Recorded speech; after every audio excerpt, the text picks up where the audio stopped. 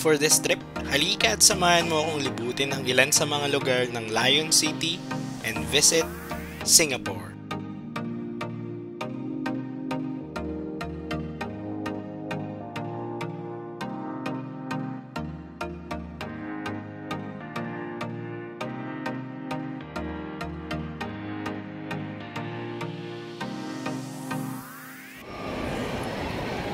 Departures, flight, where is it?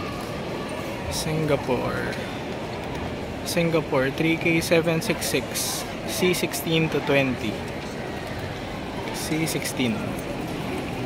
Bago ko pa man suungin ng mahabang pila na yan ay sinigurado ko na handa ako at dala lahat ng mga kailangan na dokumento.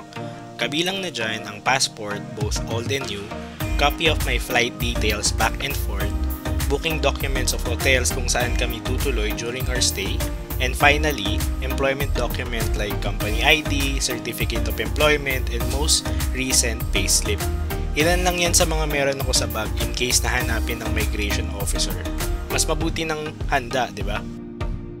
Jetstar yung sinakyan ko na plane from Manila Naiya Terminal 3 to Singapore Changi Airport, and same experience with the rest of the passenger. Delayed yung flight namin at nagpalipat-lipat pa ng boarding gate. But overall, smooth naman yung naging takeoff and landing namin. At most importantly, we arrived safe, so all goods pa rin. Pagdating sa SG, dumaan ulit ako sa immigration, and reminder lang for first-time traveler to this country, use the manual queue instead dun sa automated line since you need to register your details and use SG arrival card and health declaration website. Officer will ask to capture your fingerprint and take photo of you before ka makalabas ng terminal.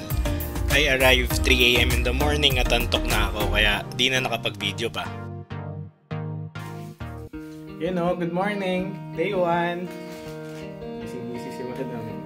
Good morning! Reaping the benefit of having a remote work setup, I can work anywhere so long as may stable na internet connection. While si Madam, may client meeting naman na kailangang puntahan.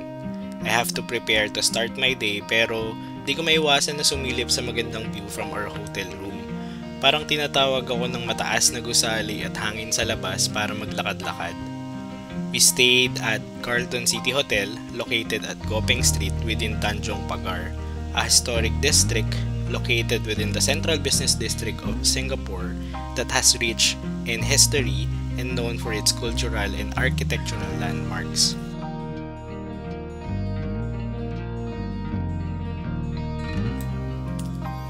O siya, mabilisang room tour muna tayo.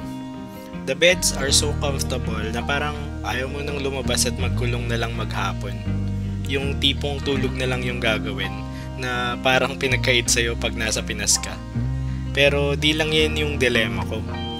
Sa ganda at linis ng bathroom with matching pasalamin, di ko talaga alam kung saan ako manunood. Kung sa TV ba o sa banyo. Ikaw, ano yung prefer mo?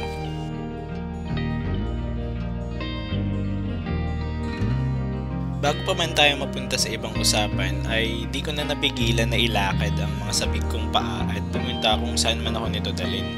I tried to familiarize myself within Tanjong Pagar at nagmuni-muni. Tapos, naisipan ko na i-experience yung business district and observe the busy streets. Kahit sa totoo lang, naliligaw na talaga ako. Laking tulong ng mobile device at activated na roaming ko ay able to view the map of the area and explore it.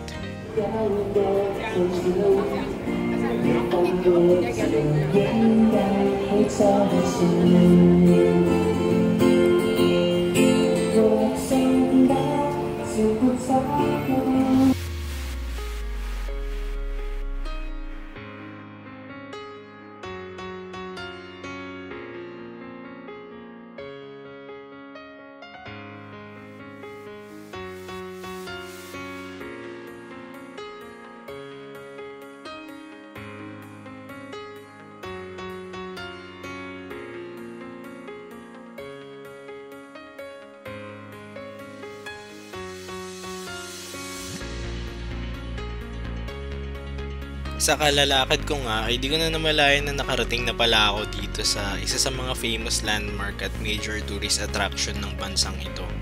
ang Merlion Park.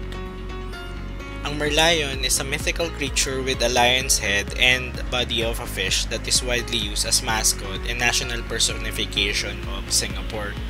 Quick trivia muna tayo. Alam mo ba na ang structure that we are seeing today is already restored due to incident happened way back 2009 where the statue was struck by lightning and some of the pieces are fell into the ground. Di na rin siya yung original na location ng statue after magawa nung Esplanade Bridge. Di masyadong makita from Marina Bay Waterfront kaya inilipat nila ito noong 2002. After several hours of enjoying the view of Marina Bay and appreciating the structures around me like commercial, residential, hotel, and entertainment all at once, it's time to go back to our hotel at may mga susunod na araw pa naman ako para maglibot. Pero bago yan, dumaan muna ako for a quick snack sa isang kilalang hawker center along the way. Yan ay ang Lau Pa Sat or Old Market in the Hokkien dialect.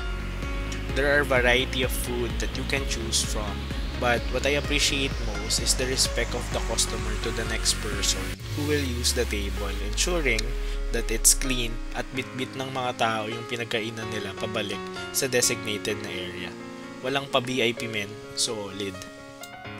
Matapos nga ang mahabang araw ng paglalakad ko ay di lang yan ang key takeaway ko for this day.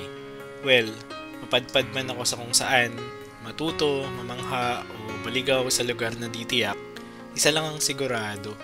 Sa'yo at sa'yo lang ang uwi ko. Palaging may ngiti akong lalakad basta andyan ka sa tabi ko. Naks. Happy birthday madam hanggang sa marami pang adventure. Samahan niyo ako sa mga susunod pang parte ng trip na to dito sa Singapore at panoorin ang mga darating pang videos. So paano? Hanggang dito na lang muna. Peace!